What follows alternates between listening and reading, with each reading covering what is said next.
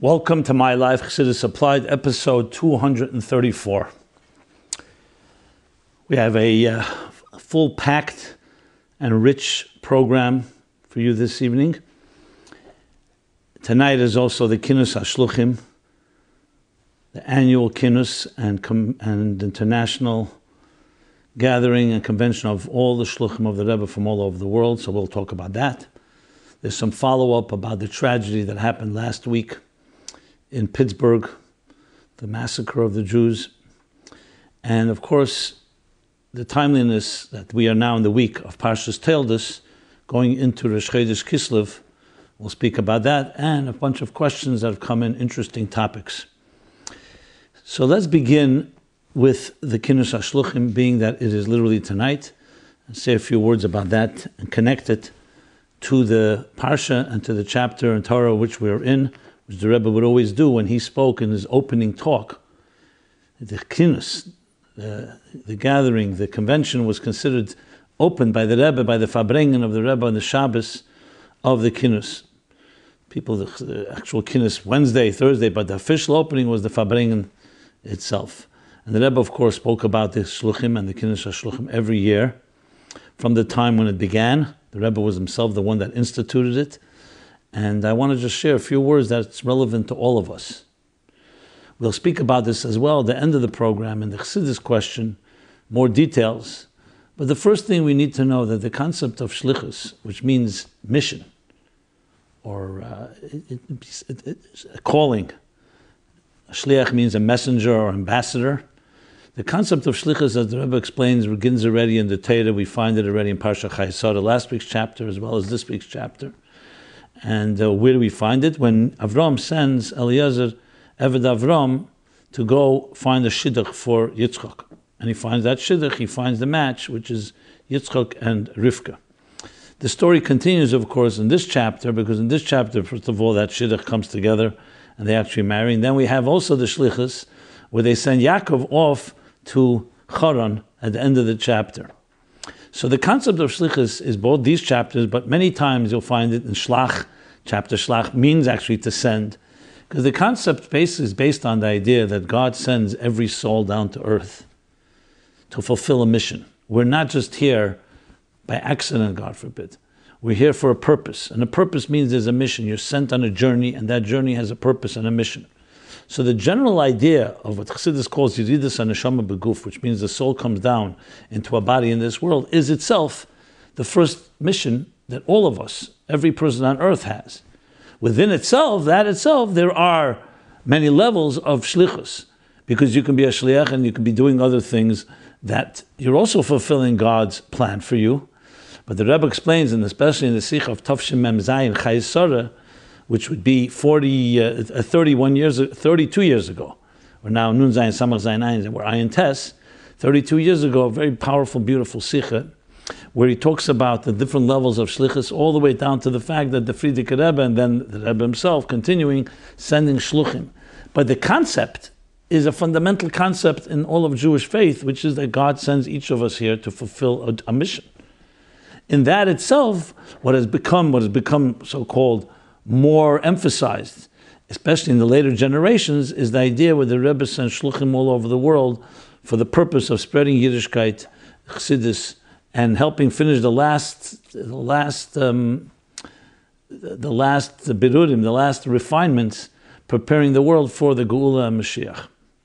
As the Rebbe explains, that shliach is gematria, Mashiach is a gematria. Mashiach adds up shliach plus 10. That when the shliach uses his 10 faculties, you have Mashiach. So there you see another emphasis of the concept of shliach, of being an ambassador, being a messenger of, in this case, the Rebbe, who in turn is a messenger from Hashem, plus using your 10 faculties, that equals Mashiach. The shliach itself is the so-called person who fulfills the mission. But when he fulfills it and actualizes it by using all his 10 faculties, his intellectual, emotional, and action-based faculties, then you have Mashiach. So this is a message to everyone. But particularly when you see people who've dedicated their lives, where 24/7, they're literally, that's what their job is, to be a shliach. Shluchas Shalom Kamese, to represent the Rebbe in their particular city, locality and community, and building communities, and now thousands of them all over the world, it's worthy of tribute, but it's worthy also to take the lesson that each of us has to be a shliach in our own right, has to be a messenger and ambassador in our own right. And in a sense, there's nothing greater in life than to serve a cause that's greater than yourself. Because when you're a shliach, the definition of a shliach means you're not doing what you want, you're doing the job, you're being sent as a messenger, an emissary of someone beyond, but greater than you are. And when you do that, and you use your faculties, so you have your individuality, and you have your unique, particular innovative style, and your skills, and everything that makes you unique, but you're not serving yourself, you're serving a cause greater than yourself. That's the essence of what a shliach is. A person completely dedicated to a cause greater than himself or herself. And that's the most underlying message among all the other messages in this concept, something that all of us can derive from and learn from in our own lives. So whatever it is that a person is doing, whatever work you're in, whatever stage in life you're in, you're capable, and not just capable, you were sent to this world to do exactly that. Since you can use your faculties just to indulge in your own desires and pleasures and interests, or you can use your 10 faculties to fulfill the higher mission, the higher calling which you were given. So that's a beautiful message. And the word kinus as well, the word kinus means gathering. Gathering means that it's not just fragmented different pieces. There's a gathering, a kinus, when you gather together your 10 faculties. When you gather together with other people who have the kindred spirits, who have like-minded interests, or even differences, but there's a common goal, the goal of transforming this world and bringing the redemption, that creates a synergy that only a kinus can create. A synergy that's more than just the sum of the parts. So each of us in the same way, in our own particular mission, from time to time, we need to gather together with others, we need to consult, we need to advise, to gather together and gather strength. Isha sechiv yazeru, Isha reyeyu, Isha sechiv yazeru la'achav yemer chazak, which means a person helps his brother, helps his other, and each one strengthens and empowers their friend and colleague. And what that creates, as I said, a synergy, a power that's even greater than each individual on their own. Again, this is a lesson for all of us, both the concept of shlichus and the concept of the Kinus HaShluchim, which is happening as we speak. And we want to bless and pray that all of them fulfill their mission in the fullest sense of the word and finally finish that last drop that will actually bring the shliach plus 10 equals Mashiach. And each of us in our way should fulfill our shlichus. Each of us fulfilling our mission and doing exactly the same thing in our corner of the world, our sphere of influence, using our faculties to make the world a more refined, a more holier place, a more moral, ethical place of compassion and virtue, and fighting the forces of selfishness and self-indulgence. Okay, so let's move now to Chassidus, to Rosh Chodesh, Kislev, and Toldos. But before I continue, I want to dedicate this program in loving memory to of Liba Chana Bas Rab David Tzvi Cohen, Liba Chana Lubin, who passed away upon her untimely passing on the 21st of Cheshvan, this past week. So we're dedicating this program in her honor and her memory. So when we talk about Parsha Toldos and we talk about Rosh Chodesh Kislev, first talk about them separately and then we'll see the connection. So Toldos, as I mentioned, has the themes of shlichus as well, because in general, life is always a form of a shlichus, and you see it also in the journey of Yaakov Avinu. But I want to touch upon just the first word of Toldos.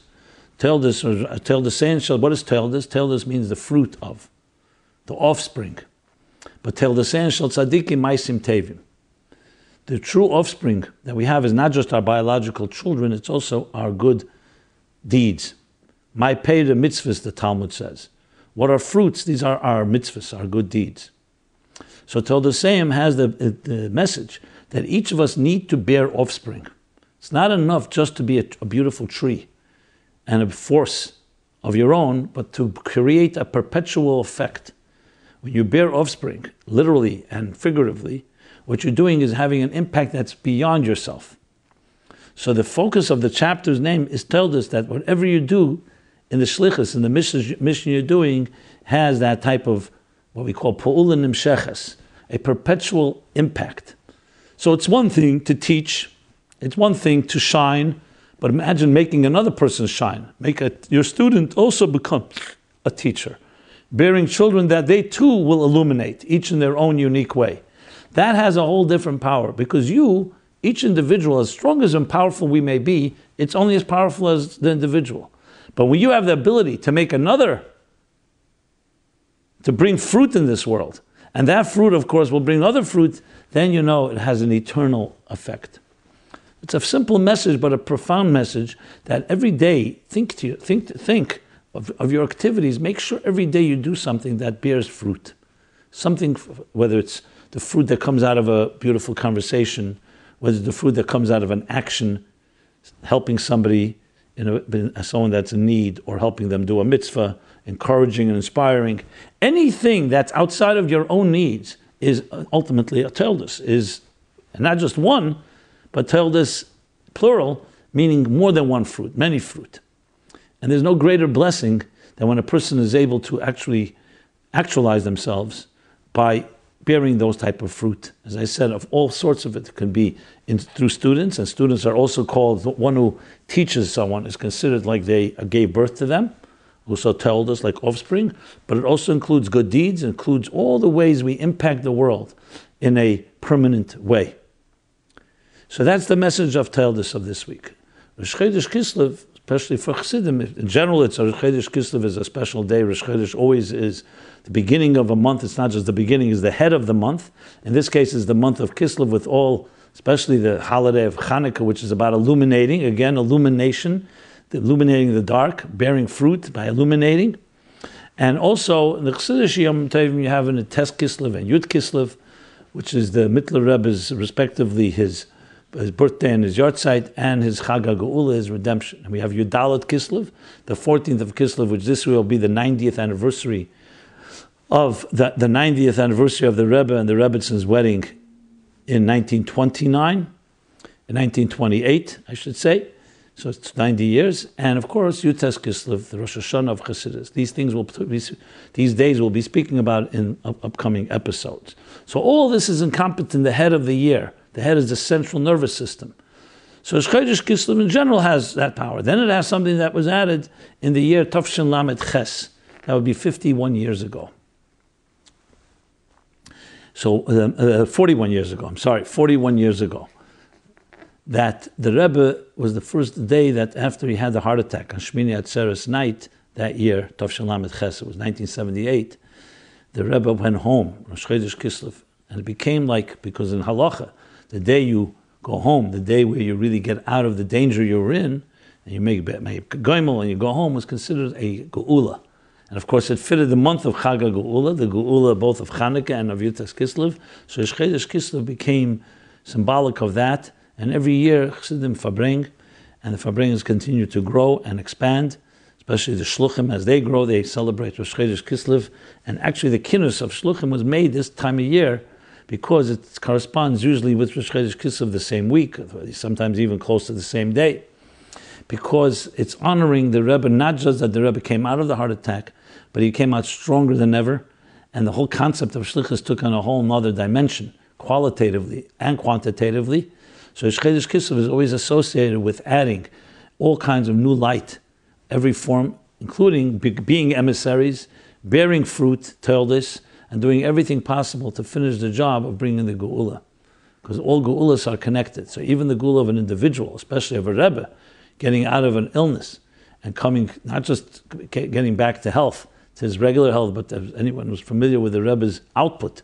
After that year, 1978, after that year, the Rebbe began to double and triple his output, even literally in the amount of time that he fabring, the hours of his talks, and of course in the actual activities.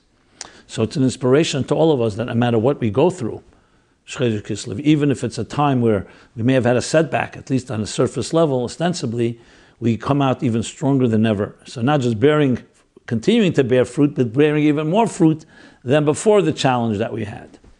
So all this comes together as lessons that we can all derive in the context of Chassidus Applied, in our personal lives, in our collective lives, in our family lives, something we can share with our children. And here were a few messages that I just shared that I believe everybody can apply. Okay.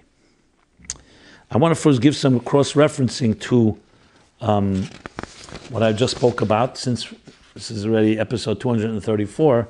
So we've already spoken about Rosh Chodesh, Kislev, and Toldos in episodes 89, 139, 188, and 189. So here's a good opportunity. You go to meaningfullife.com/mylife, and you can access all the archives and all these cross-reference programs that I just mentioned. And same thing, Kinus HaShluchim, I spoke about it in episodes 139, 140, and 189. And now we will do some follow-up on the topic of the unfortunate massacre and tragedy that happened a week before Shabbos, 8 days ago. Shabbos before yesterday. And as I said then, I spoke about it last week. It's a difficult thing to speak about. Every time you think about it, people just torn out of their lives simply because they're Jewish, torn away from us. It's horrible. And yet we need to become stronger. And there's been amazing sense of unity coming together. Unfortunately, there are some that try to politicize it, but we don't need to speak about that. There's much to be said, and I've seen even the Kinus HaShluchim. There are many emissaries, Chabad emissaries, that are in Pittsburgh, what they've done in the community, and coming here this weekend, they actually led a prayer today, and are an inspiration of what you do in times of difficulty, and how we come stronger together, community-wise, and we add a mitzvah. There's many things online. Our people are adding light. Whenever there's darkness, you add another mitzvah and more light. So with all the tragedy, we do everything possible to redeem it, to transform the grief, as I discussed last week, into positivity. And we see this happening. This does not take away from the void and from the pain and the sadness, especially for the families, the community, and those touched by it, all of us touched by it. But it's what we can do. We don't just sit around. We don't just are not passive and just cry. We turn the tears into some type of growth. And that's the mission that each of us has to do in our lives. So there's a little follow-up, and I just want to read a few things, and I'll try to respond to them. One, as shlichus, what to tell people that would go beyond that we are hated and nothing has changed. I'd like to be able to inspire them to do more mitzvahs and identify as Jews, as we are this one people with this one mission. Thank you. Yeah, exactly correct. That's what I just said. It's not enough just to say, anti-Semitism, and we've seen it already, and so on. That's not enough. We have to respond very straightforwardly. For 3,500 years, approximately, of our history, we've suffered greatly. And every instance, this is what we did. Kasher Yano Esem, as I mentioned, as the verse says, as they were oppressed, the Jewish people, Ken Yirba v'chen Yifritz. In direct proportion to that, they thrived and they flourished. Which means, darkness is never stronger than light. Light is stronger than darkness. So we may not understand why, we may cry over it, but we turn it into a positive force. So we're not here to lament anti-Semitism and just be anti-Semites. What we want to do is add as much light and bring into this world a state of peace and harmony, a state of clarity, a state of education, that such things can never happen again. Obviously, we're prudent and we do whatever is possible to prevent this in a security level, and we fight it with all our strength. We're not passively ignoring it. But ultimately, our biggest fight is not with swords, but it's with light. Not with strength and with armies, but beruach, with spirit. That's what with which we go. And that's why we're here today. Greater nations, infinite, much greater nations and empires who had even less challenges are no longer exist. But it's the spirit that keeps us going, and that's exactly the message that has to be shared. Okay, another question.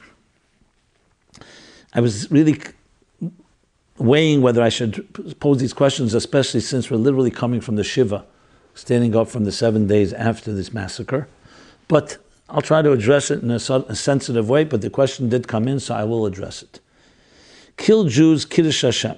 We know that Jews are killed because they are Jews, are considered Chodesh and have fulfilled the mitzvah of Kiddush Hashem. Even if they may have chosen to forgone their Jewishness, if they were given a chance.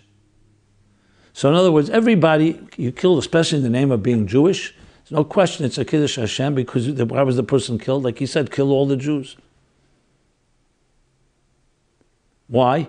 Because you're Jewish, and that is a Kiddush Hashem. This doesn't matter what type of person, what level they're on. Though this too needs explanation, the writer writes, for how can someone who transgressed the worst of various sins go from a mass sinner to a Chodesh just because he was killed for being Jewish? So he's asking one question is, how do you explain it? And I'll do that, of course. Now, I want to make it clear, I don't know what this writer's intention is.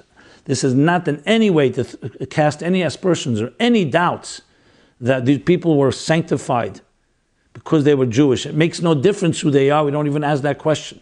And then who are all we? We're all people who have sinned. And the Holocaust, 6 million Jews that died, there are many of them that were not observant. And even those that are observant have no transgressions. So this has absolutely nothing to do. If someone is killed because they're Jewish, it's Kiddush Hashem, and that's that. Because that's why they were killed. They were chosen because they were Jewish. And if any one of us was around in that situation, God forbid, would be in danger. So all this talk that some people may have not been completely observant, or they are, or this or that, is completely irrelevant. The explanation you're asking, before I go to his other question, the explanation, why is it needed? How could someone who's transgressed? Because what does one thing have to do with the next? We're all transgressors. Ain't tzaddik ba'aretz asher yaseh teva leyechta.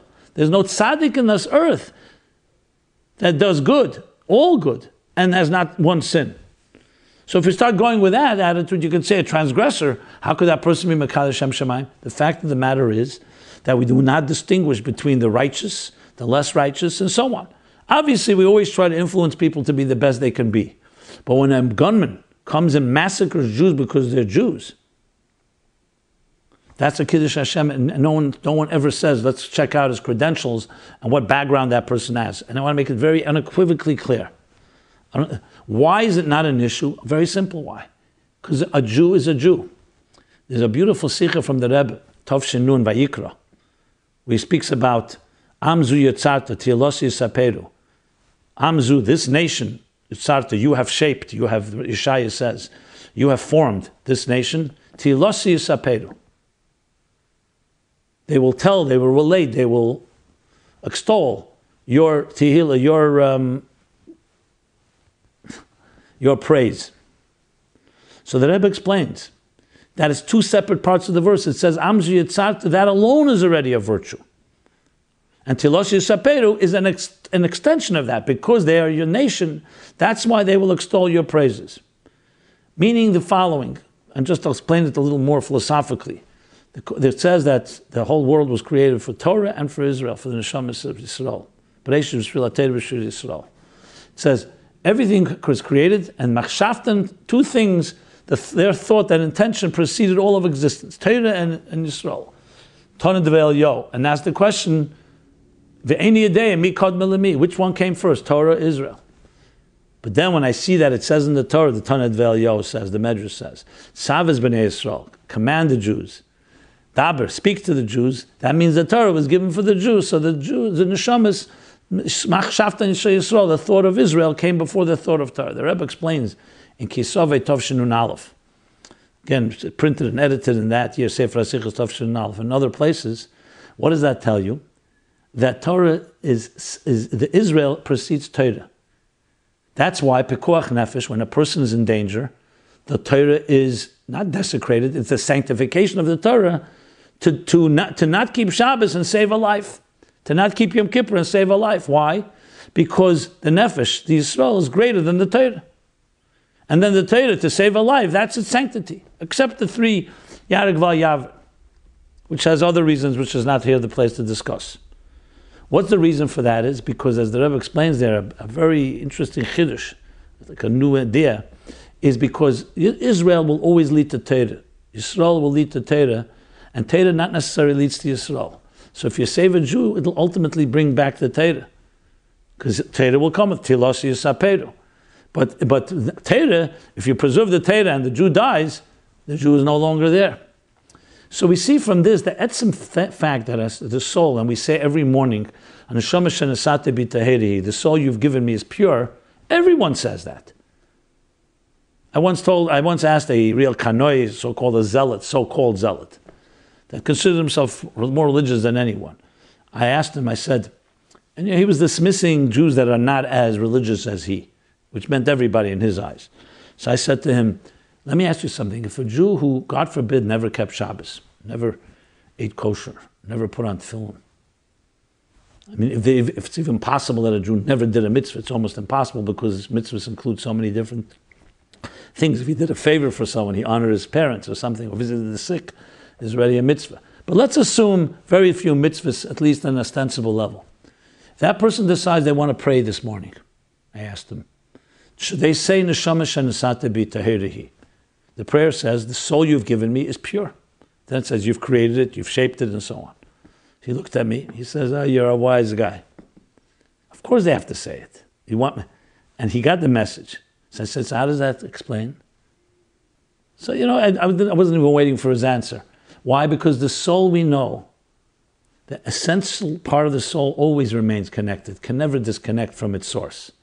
So when a person is killed because they're Jewish, like the heart-wrenching words of Pearl before he died, I am a Jew, my father's a Jew, my mother's a Jew, I am a Jew.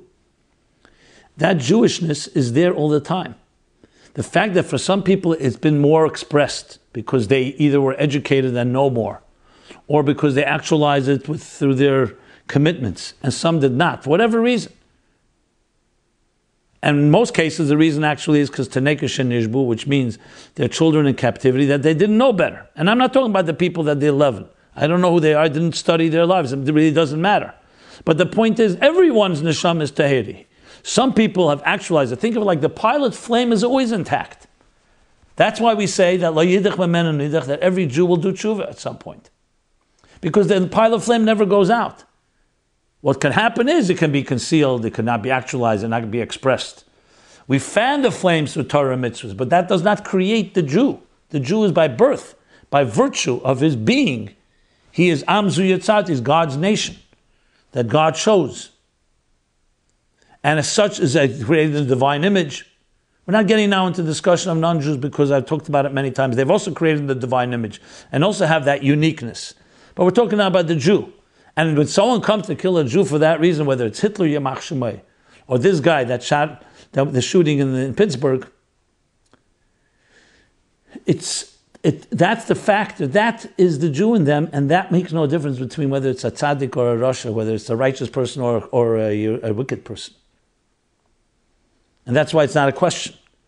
That still doesn't mean everybody, of course, has to live up to their potential and will be accountable for their behavior. But this matter, this is the point. He touched that part, the core essence. And in that sense, it makes no difference what that person did a minute before. That's why we don't make a distinction. All the 6 million Jews killed in the Holocaust, they're all Kadeshim. The most greatest Kanoim, the greatest zealots, the Satmar Rebbe, who was an extreme zealot. When people said to him about coming to him for a blessing, he said, you can go to any Jew that has a number on his arm and you can get a blessing from him. He didn't make conditions, even though he lived in a very, we call it ultra Haredi. Because a Kiddush Hashem, someone that went through that, has a whole different category. That still doesn't mean we don't expect from everyone to live up to the greatest challenges. To live up and be their greatest that they can be. So it's two separate things that need to be understood from Judaism and Torah. It's two separate things completely. Pekuach nefesh, you don't say that someone's in danger, you start asking how many mitzvahs did he do. There are laws about pekuach nefesh as far as priority goes because it's a parent or a teacher, but not because of this reason.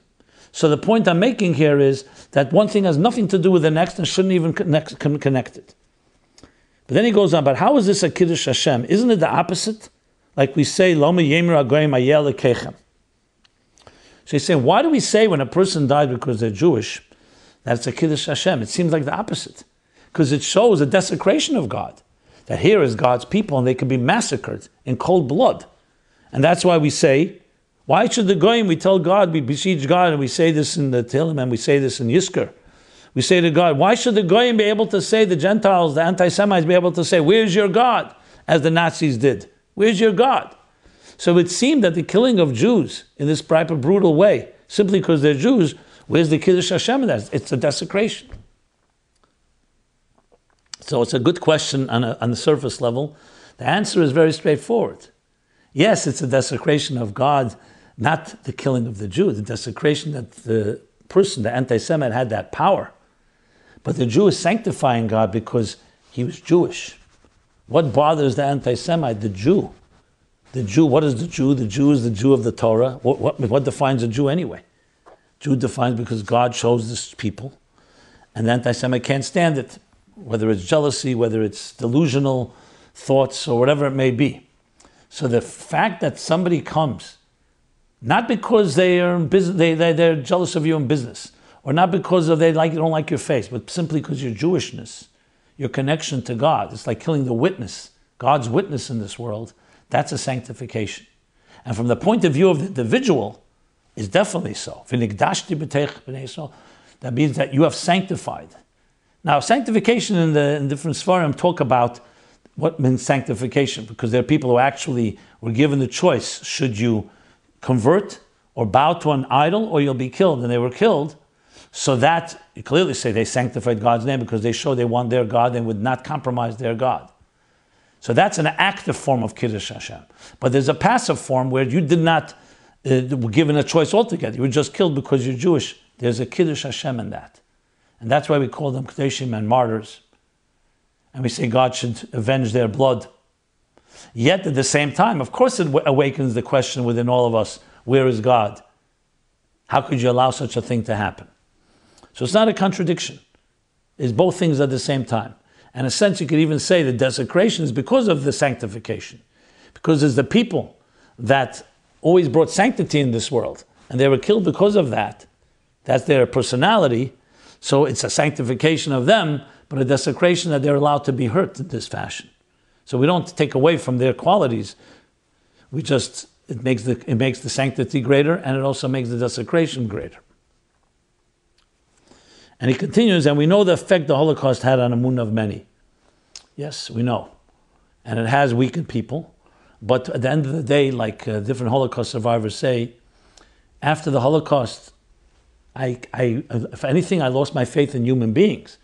I only have God to rely on. Because look what human beings did to each other. Look what human beings did to us.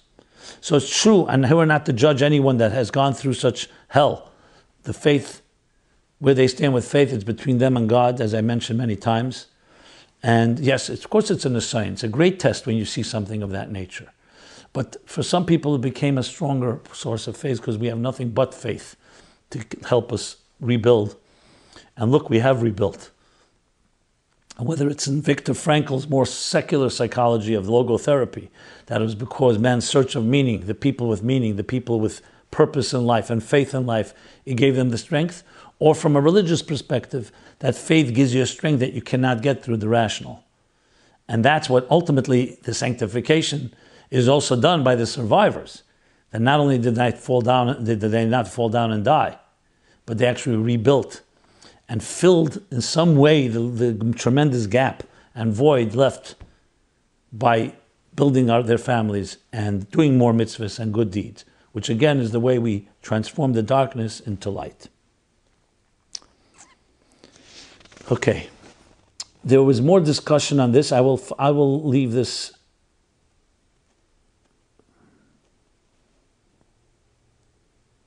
for next week because there was a discussion, which again, to be very sensitive about the fact that this was a conservative temple, a conservative synagogue. So let me just make something very clear, and I'll discuss this more at length. Someone said, well, what's the attitude of Torah to conservative and reform? I don't want to even discuss that because it's irrelevant to this discussion here. Because as I said, even if someone doesn't go to synagogue altogether, and if it's a synagogue, even a synagogue that you can say is questionable from a certain perspective, from a Torah perspective, it doesn't in any way bear on the issue here at hand. Because the killer came to kill Jews. And the Kodeshim are Kodeshim, as I just said, regardless of their level of observance and their persuasion and so on. But we'll talk about that more next week in detail. Someone else wrote, and following up on this discussion, Dear Hi Rabbi Jacobson, I want to continue the discussion you started last week about the tragedy in Pittsburgh. I would like to make a few points which I think will help prevent such occurrences from happening in the future. I'm not going to discuss the security measures that have to be taken, etc., but rather a solution from a spiritual and moral perspective. Point number one. I think it's high time that the Rebbe's directives of teaching the 7 mitzvahs of Bnei Noach, 7 Noahide laws, and implementing a moment of silence in the public schools be taken seriously, And since by divine providence, this Sunday is the Shluchim conference, and hopefully you will be reading this letter on the show, I think it's incumbent on the leaders in Chabad Lubavitch and the senior Shluchim to create a Sheva Mitzvahs and Moment of Sound office to aggressively act to disseminate these ideals. Reb Simon, where are the Spitz Chabads? And may I add that this responsibility is on every member of Anash, as well, not just on the Shluchim, for after all, we are all Shluchim.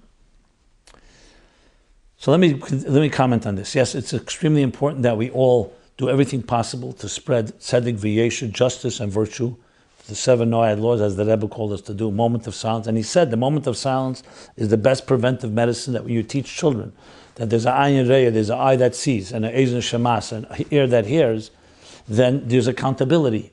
And that's the foundation of all morality, the foundation of this country. So there's no question, when you see a tragedy, a massacre like this, it's an excellent time to call this. How to do it, however, is we have to do it the way the Rebbe would want it. I don't know if the Rebbe, and I can tell you, I don't think the Rebbe wanted, he actually negated that they should open up an office, but there are other ways to do it, so I just wanted to comment on that, without taking away from the importance of doing it. Point number 2, this person writes, in the event of tzara, tzara is when there's a calamity or catastrophe, may no one know from it, you didn't always turn to God with prayer, whether it was through saying psalms or fasting. I remember the Rebbe on a number of occasions spoke about saying additional certain chapters of psalms, and at one point he said a fast, l'shah, meaning a partial fast for part of the day, should take place. And in later years, the Rebbe said the fast should be redeemed with charity in the amount of 3 meals. So my point, Reb Simon, basically is, with all that's going on around the world, in America and Israel, you don't think there should be some kind of international kinus, gathering of prayer, some type of kol kera, which is a declaration statement from our rabbis? Where are our leaders? Where are the kol Jungelite? Usually when our leaders do nothing, they jump in. Sorry for being so sharp, but it's a painful subject. Simon B'tei, we conclude with good. Hatzlacha Rabba Mashiach now. Okay, I read it exactly unfiltered, uncensored. The general gist is correct. We all have to rise to the occasion, especially the leaders, and do everything possible. As far as calling for fast days or saying Tehillim obviously is something you can always do. Fast days is something that only rabbis can really do, and they have to use the right discretion and know if it's appropriate and so on. So I leave that to the authorities in that sense. But your points are well taken, and thank you for that. Okay, with that, let us go to a few questions that are, usually everything is related to one way or another. And we'll begin with a question, a personal question, a very painful question, but I'll read it. About depression, anxiety, fear. What can I do about my fears and anxieties?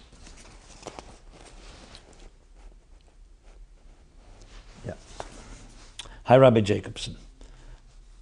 I'm gonna bridge the letter because it's quite long, but it's basically a person writing about their troubles. I'm currently tried almost everything in the book to solving my issues that I'm dealing with. Here's my final attempt to see if you are able to help me out. First, I want to say that I've studied Torah, did all the prayers, and tried my best to fulfill mitzvahs. But I stopped doing everything once I noticed that there is nothing I can do to fix my depression, anxiety, fear. All I can count on now is hope that maybe one day I'll be able to get rid of this. Not sure, but there's a little hope.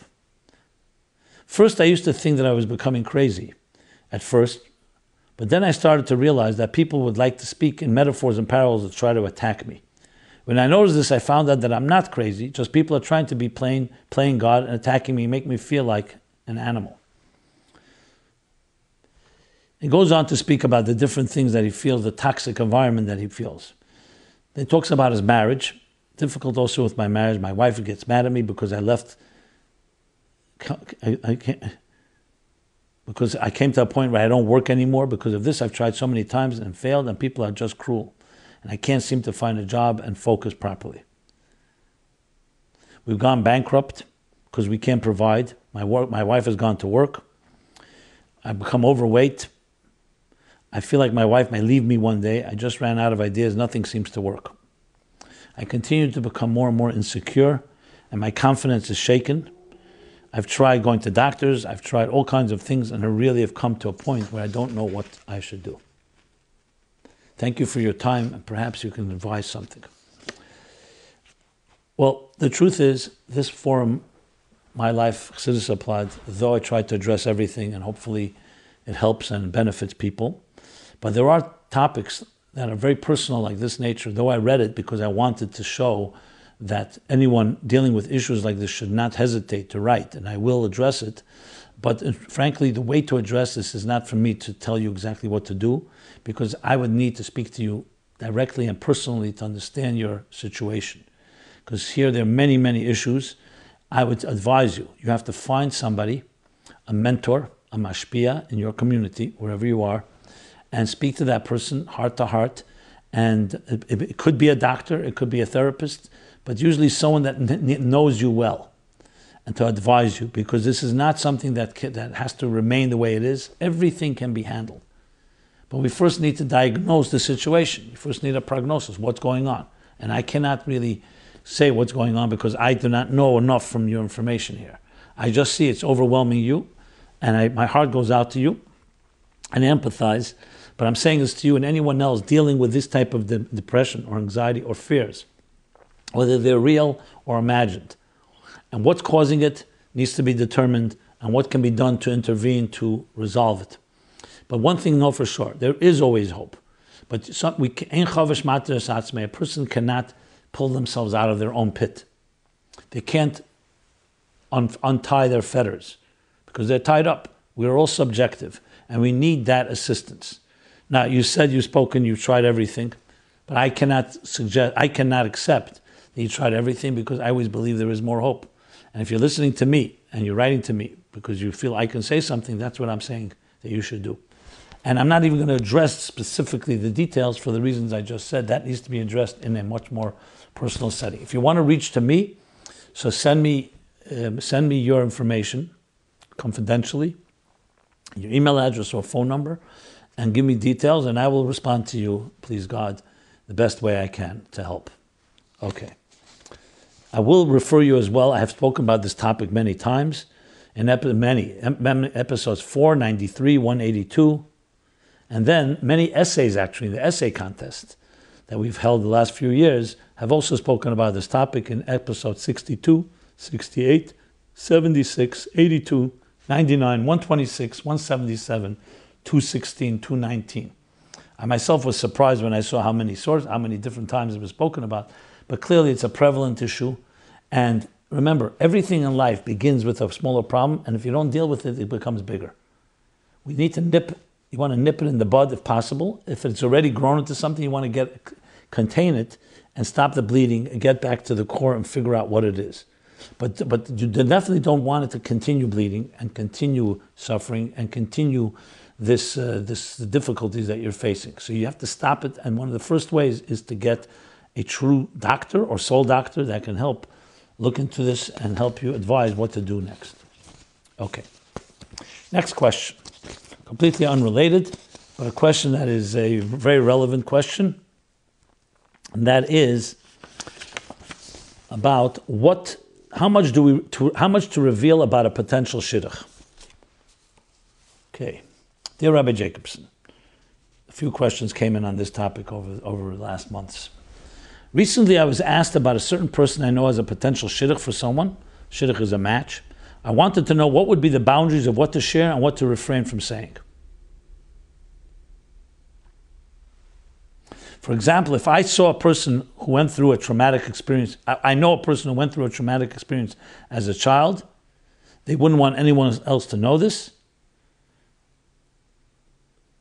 But for the other party, it seems crucial for them to know. How you go about sharing that information or not sharing it. Thank you, and sorry for being a nudge with regards to qualifying about okay, forget about the nudge part, it's not relevant. Question number 2, mental health and Shidduchim.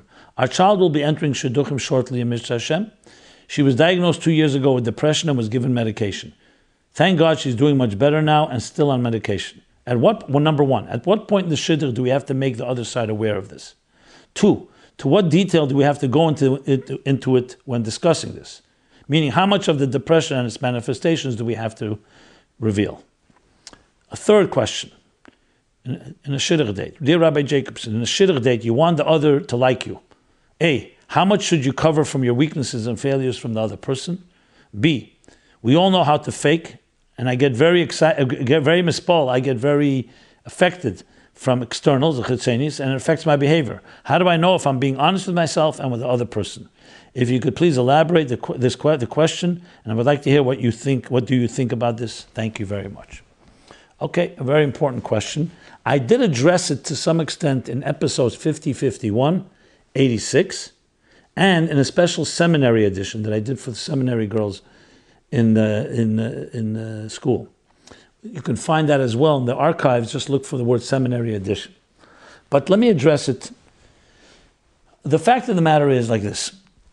First, let's start with a din Shulchan Aruch. The din Shulchan Aruch says, the Alter Rebbe writes in Siman Kuf Nun Vav Orach Chaim 156 Siv Beis. He writes that you're not allowed to lie. Obviously, based on Midvar Sheker Tichy, you're not allowed to lie. You have to tell the truth. However, he says, Me'panei HaShalom, in order for peace, you're allowed to lie, but only on something when you're telling something that happened in the past, not if it affects the future. So applying that, and then he's a tzarichin, whether the details of that, but it's not relevant to this discussion. When things have happened to a person in their lives, some negative thing, one big question has to be asked. Does it impact you now? And will it impact your future and your marriage and the person you marry? If the answer is absolutely no, and you establish that with objective advice, a doctor or a therapist or someone that knows not just you made that decision, then who says we have to share everything that happened in your life? If it didn't impact, there's no reason to share. And you're not lying, you just don't have to share it because it's not going to impact your life in the future. However, if it's something that will impact your marriage, so obviously this person is marrying you, you don't want them to, you're going to find that after the marriage, and then the anger that can come from that, and besides the fact that you misled them, etc., etc. So therefore, that's not something you can just dismiss and say, I'm not going to share it because it's none of their business. It is their business because it's part of their lives too. The question then is when to share. If you start saying things before you even go on a date, some people say, I don't want to date this person. Now, there are things that even then you have to share because they are so significant. If a person is truly fundamentally handicapped, God forbid, in a certain way, so generally speaking, they need to find someone that's more like them. It's not something you can just ignore. But there are things that are, let's say, an illness, like bipolar, or things that's a child abuse, molestation, that can affect and will affect life, but it's not in that dramatic way where it is a complete lie. That means that you can't function. So this is what generally the consensus is, that at some point in the dating, before it gets serious, not before the dating, but some point in the dating, before there's an emotional connection which can hurt the other person, you need to share. And sometimes the advice is to actually expose and be transparent and say, come see my doctor. Speak to the doctor directly so you'll know. Because you don't want to have a situation where you did not share something like that and then you get engaged, or the day before you get engaged, and the person, especially, and can become extremely angry and upset, you lied to me. And if you answer, well, if I wouldn't have lied, or you didn't tell me, I wouldn't have told you, you would have left me, the answer would be, that's my choice to make. And they're right. So does it have to be said beforehand? Not necessarily, but that needs to be also determined case by case with a proper mashpim. However, there's a point where you have to say it, and not a point where the person is already committed to you, and then you're just telling them that, because then you're putting them in a very compromised situation, which is not fair. That's the general approach to it. As I said, case by case, because different situations require different circumstances. And again, I say this because, let's say, it's an issue of abuse.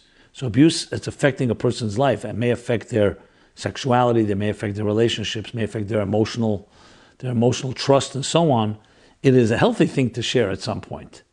Now, if the person decides they don't want to continue, that's their prerogative, as I said. I know many situations where people have shared, and they did get married, and with the right medication or the right therapy, it's a beautiful marriage. And on the contrary, the couple is even closer because there's They're working on it together. And it was willingly done so, not forced. So it's completely doable. So do not be afraid. If the person is not meant for you, or they can't contain it, or they can't handle it, then maybe that's Ashgacha Pratis, that's not the right person for you. So it's not about being afraid to lose the person by not sharing. On the contrary, you have to do it in a sensitive way. It's always good to get guidance and direction, to know when to do it, the right timing, and so on. Okay. There is another angle to this, which I will leave for another Chassidus question for coming weeks.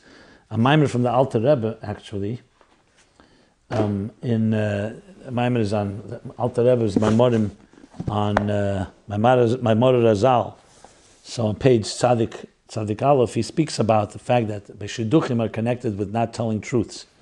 But I'd rather focus on that in more of an academic discussion, because obviously, there's always the element that you don't say everything, but you have to be careful not to ever withhold or lie, obviously, definitely not, something that's going to impact, as I said, a person's life. So we'll talk about that Alter Rebbe another time. But I just wanted to mention that for the record. If anybody has any follow-up to this, please don't hesitate to write. Again, meaningfullife.com//MyLife. There's a forum. You can write confidentially, anonymously, about anything you want to discuss, any comments, anything you want to add or rebut, or anything you'd like to suggest, or any thoughts and insights, please share. Okay. The next question. Erasing things from one's memory. Can we erase negative memories?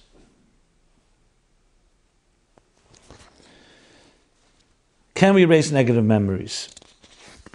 Rabbi Jacobson, I wanted to ask you something that was bothering me for a while. A person that saw things that are not proper, movies, non-sneeze things, etc., is there a way to erase it from one's memory brain, or the most we can do is push it aside with positive thoughts whenever those memories come up? But it's always going to be in the back of our brain. Thank you, greatly appreciate it, a fan of yours. So I want to refer you to episode 115, which is related to this topic. It's a very good question. And let's argue the case both ways. When you look in Tanya Perikut Beis, when he speaks about Hirhuri Aveda, thoughts of sin, that are inadvertent because you don't have control over them, 3 things that you have no control, but you have control whether you'll continue to dwell on it. So the thought comes in, and then the Mayach Shal Ta'alev, your self-control, triggers the self-control, and it comes into play. And what it does is, it pushes away that thought by thinking about something positive. So that's not necessarily connected to memory. I'm just pointing to the idea, like you said, to push aside. And the goal here is just to push it aside and not dwell on it and think about positive things. But that the question comes, as you're adding, what happens? It's not just a thought that came your way. It's a thought based on previous experiences. Like you said, memories. Is it possible to completely erase those memories or not? Or you can only do is push away, like the Alter Rebbe says. So I would suggest that perhaps this is connected to the 2 levels of tshuva. Tshuva meyira, it says, when you do tshuva out of fear. So it's mekana lahaba, it affects you going forward. Tshuva ma'ava is also lemafreya, also retroactive. It can transform the past. And Chassidus explains, how can you transform the past? Because God is higher than time. And He can connect you to your soul in a way, like cleanse you in such a way that you can actually, like it never happened. To the point you can even do Zneinas Lasa Kazachis, that you actually transform the negative into a positive. So with that, perhaps you can apply this to here as well, that it's true, it's hard to erase a memory is a memory. But perhaps if a person does such a level of tshuva, such a level of inner soul searching, and literally washing themselves out to the point that they become so connected, like he says in Tanya chapter 7, that the void that they had caused such a thirst that now the tshuva ma'ava that could actually transform negative memories into something positive, where maybe you learn how to channel anything that's negative into a positive act, because it's like a tshuva that you did for it. And that would suggest that perhaps a memory could be erased in that way. That's my thought on the topic. I've not seen this explicitly, but I'm just throwing that out. If somebody has something they've seen or heard from the Rebbe, from Chassidus, or have their own thoughts on the matter, I'd love to hear it. One more thing I would add is that the fact of the matter is that even if you push it away, and you keep it away from your mind and you keep focusing, at some point it becomes distant memories. And this is proven fact. That doesn't mean it completely goes away, but it means it doesn't affect you anymore. Because the key thing with any of negative thoughts is it causes you to become obsessed with it. It consumes you. And that for sure, by staying away from it and by moving on and doing good things, it becomes a distant memory where you almost it doesn't affect you at all. It's not like it brings everything back the way it was. So that's the second point I wanted to make in this discussion. Next question. Bas mitzvah. What is the Rebbe's approach to celebrating a bas mitzvah? Dear Rebbe Jacobson, what's the right thing to do for girls turning bas mitzvah? I know many Chabad houses have big events for women in honor of the bas mitzvah. Is that in line with the Rebbe's teachings? On one hand, that can be a big Kiddush Hashem. But on the other hand, from what I understand, the Rebbe said to keep it small, like not much more than a simple birthday party. Please help me figure this out so that I can do the right thing for my daughter. I can either do something for the community we work with or just something for her classmates. Thank you so much. Okay, appreciate that question. It's a good question that I've never addressed, I believe. So that goes into the new category. Okay, so let's just go over quickly a few key points that I want to make. And that is, first of all, the source for a bas mitzvah is in Torah. It's not some modern invention. It's a Torah. We find it in Chazal. It talks about a woman at age 12, a girl, becomes mechuyev mitzvahs. If you want to know exactly where it is in Masechta Nida. It's a Mishnah. 5th chapter, Mishnah Vov. Okay. That at 12 years old. Why 12? So the Rosh explains, the Pesach, explains because Bina Yeseda Nitna Be'isha, more Bina understanding was given to a woman. That means she matures quicker. A year, and that's why she's considered a year earlier, more mature, and being able to take upon herself the responsibility of mitzvahs, whereas a man, a male, a boy, has to wait till age 13. Okay. The Rambam paskins this in Hilchas, let me give you the source, Shvisus Aser, chapter 2, Halacha 11. So he paskins exactly this thing, that a woman is then responsible for a mitzvahs. Now, so therefore, based on that, just like there's a simcha in a bar mitzvah, it seems that there should be a simcha in a bas mitzvah.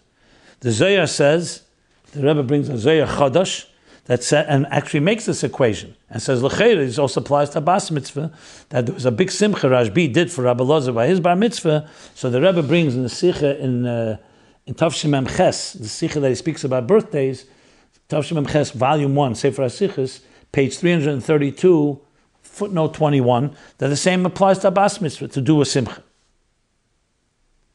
And the Rebbe even adds, not just a simcha for her and for the family, but also for others.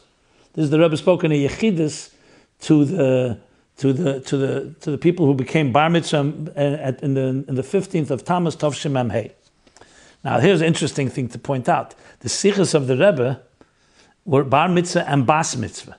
So clearly there's an inyan in it and there's a joy and a celebration. So what's the problem then? Problem is that in later generations, some of the movements that were not halachic movements embraced the concept of a bas mitzvah. So there's some rabbis that came out against it because to distinguish from them.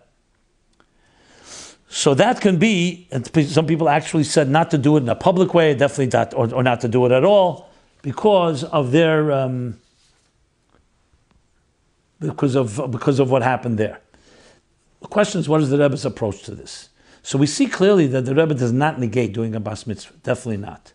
The question is, because in some communities it may stand out and may seem that you're embracing that custom, but maybe that would be a question of how to do it, how public to do it.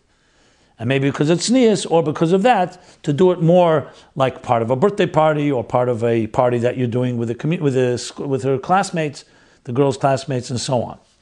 But on the other hand, we also know that just because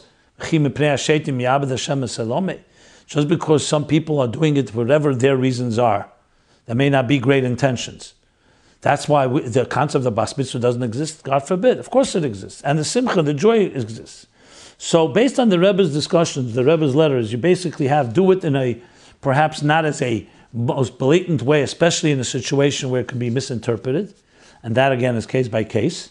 But to do a simcha, to do a party, or to do some celebration is absolutely acceptable.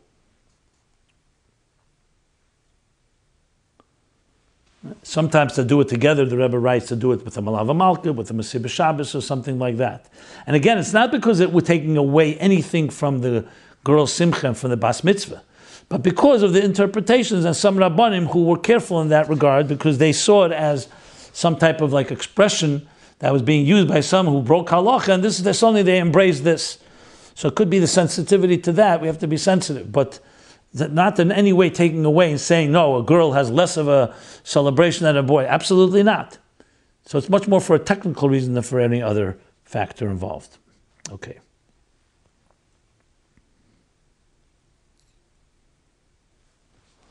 Yeah, good. And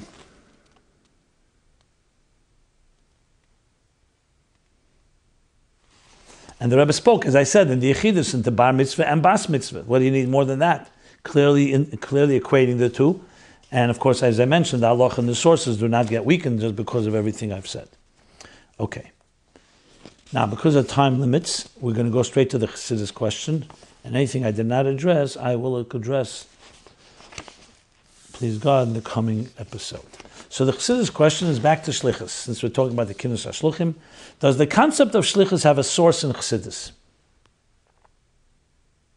So firstly, a nigla shlichus is, of course, you find shliach for kedushin, a shliach, ein shliach l'dvar avera, you can't send a messenger for doing a sin, but you find shlichim that a person sends someone to be a shliach, to either give a woman a betrother, or other forms of shlichus that you do a shliach, you send somebody. Question is in Chassidus, and remember the Rebbe and the Rabbeim, the concept of shlichus takes on a whole new dimension, as I spoke from the Sikha of Tav Shemem Zayin. So let's go back actually to that Sikha, and you'll see actually the Rebbe addresses it directly. And he says, yes, shlichus, he says, is in all levels. B'chol hadarga shel hamayla, footnote 2, on page 86 in the Sikha of Chayesara Tav Shemem Zayin.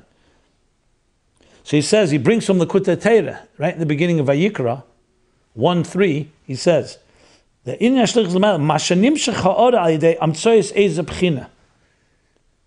So anything outside of atzmus, anything outside of the core essence of the divine is already a shlichus, because something is being extended, something is being transmitted through another level. That's called a shliach.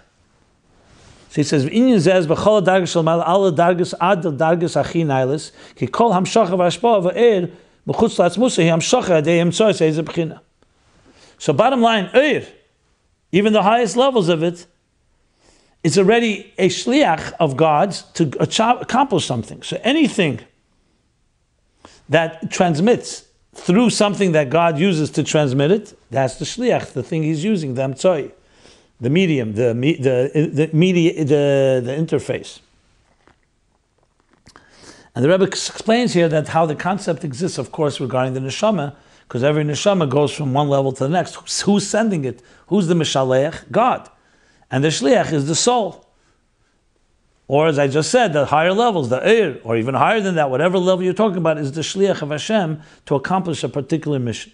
So the concept is fundamental in the whole Chassidus, the whole Seder Shtalshlus.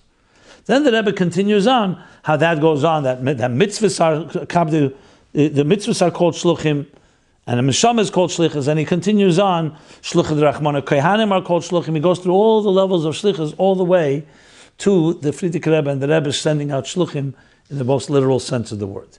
So the concept exists in Chassidus. I want to add one more point. It's a fascinating thing. In Chassidus it talks about levels of bittul.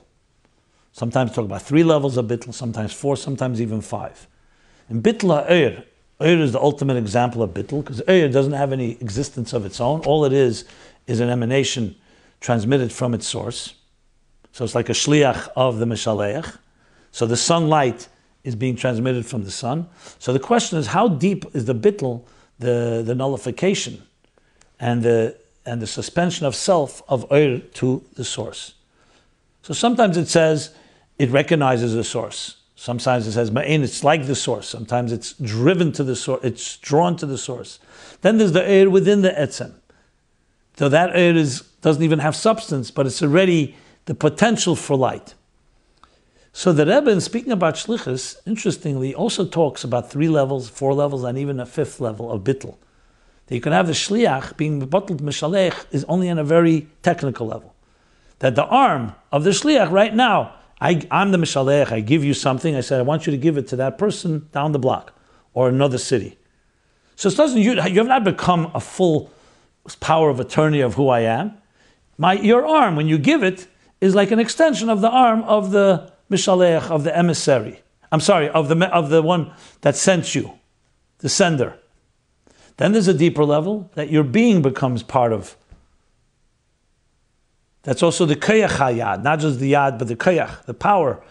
And then there's the level that your whole being becomes part of. The shluchus lam kamesei mishalech, mamash like the mishalech.